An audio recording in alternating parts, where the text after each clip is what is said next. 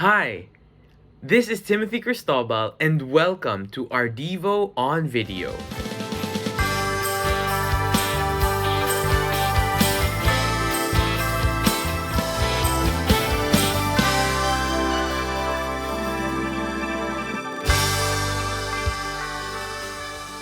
With the new year fast approaching, many of us are already thinking about what we can do for our New Year's resolution.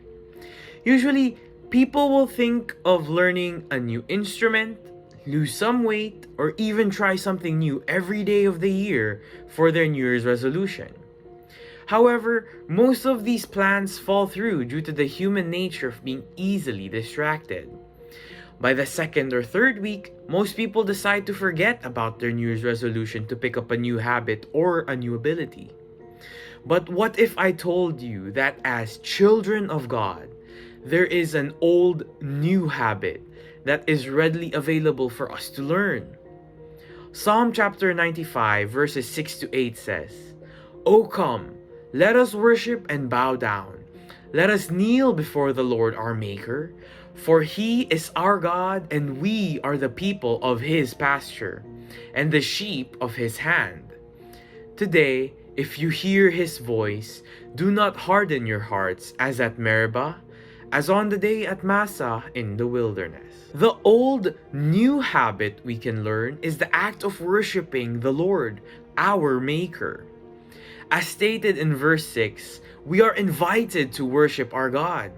It does not just simply call us to catch our attention, but to approach and engage in the activity of worshiping our God.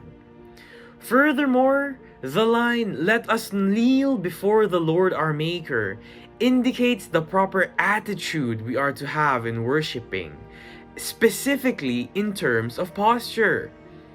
Usually, we show our respect to our fellow brethren by rising up or standing, or even kneeling. And we must show that respect even more so to our God. Now, verse 7 reminds us of our relationship with God. It reminds us of who our God is and who we are as the people of His pasture.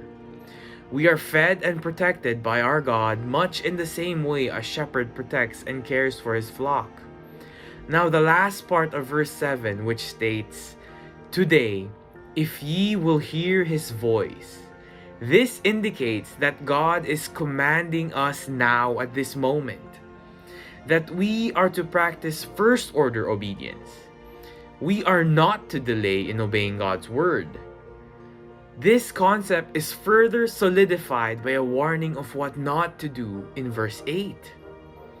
We are not to harden our hearts, which is to resist God's word, as what happened in Meribah, otherwise known as provocation, and as on the day at Massah in the wilderness, Massah otherwise known as temptation.